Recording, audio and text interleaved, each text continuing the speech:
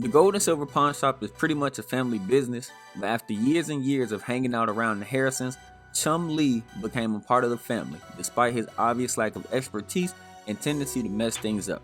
His bestie Big Hoss and his dad Rick are still keeping him around in addition to being a comic relief of the series. He's also a fan favorite, and Pawn Stars can't get enough of his epic fails.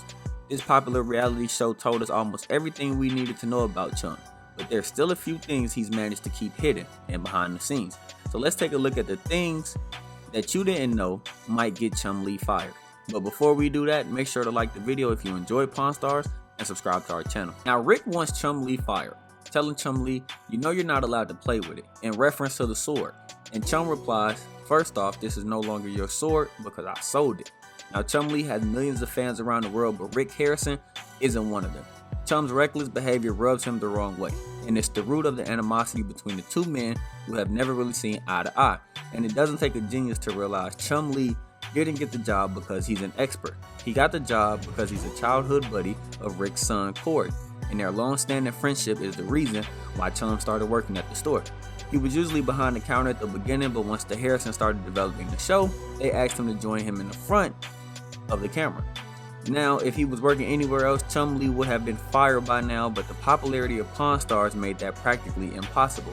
He's the reason why fans still tune into the show on a regular basis, and they don't seem to mind the fact that he's completely useless. Rick Harrison probably doesn't feel the same way, but he's stuck with Chum because he knows firing him wouldn't be good for the show. Now, if Chum Lee's not amazing at anything, making terrible deals is one thing he's actually amazing at. His lack of knowledge is usually the main reason why he's buying worthless items, but that's not always the case. Chum is obviously the least experienced of all the Pawn Stars, and it's obvious his co-workers take him as a joke.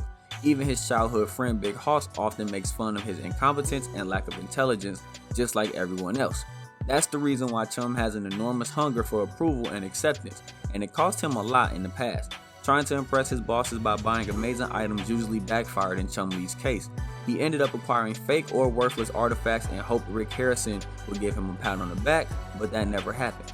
Thousands of dollars went down the drain because Chum skipped inviting experts to help him appraise items. He even proved to be incapable of following the simplest directions when Rick gave him a vintage Bob Dylan album and asked him to get his signature. But instead of getting a simple autograph, he made a huge mistake by telling the legendary singer to make it out to Chum Lee. Eventually, Rick was pissed and told him to keep the album because he could no longer sell it. Now here's a rule breaker. Someone pawned the bass and set in the back room and it fell. And then I don't know who collected the parts and just put it in a box, said Chum Lee. Now it's no secret that Chum likes to mess around behind the scenes, and the Harrisons even caught him in the act. After reviewing video footage from the warehouse, they discovered their clumsy employee was the one responsible for breaking several items while playing around, and definitely wasn't the first time that Chum Lee has trashed valuable items, but Rick and his family finally got used to it. Over the years, one of his most disastrous missteps took place years before the show inception, but his friend Corey still remembers it like it was yesterday. After one customer pawned a valuable bass guitar, Chum Lee leaned it against the shelf and walked away, only to see it shatter into pieces after he came back. And instead of admitting what he's done, Chum put the pieces into the box and pretended like the whole thing never happened. When the guy came back for his item, the Harrisons had to cash out $20,000 because the bass was completely destroyed. And that's all we got in today's video. Hope you guys are really enjoying the content that we are bringing you. If you did like today's video, make sure you leave a like on the video. Subscribe to the channel to stay in tune with the content that we're bringing on the channel in the future. And we hope to have your continued support. We'll see you next time.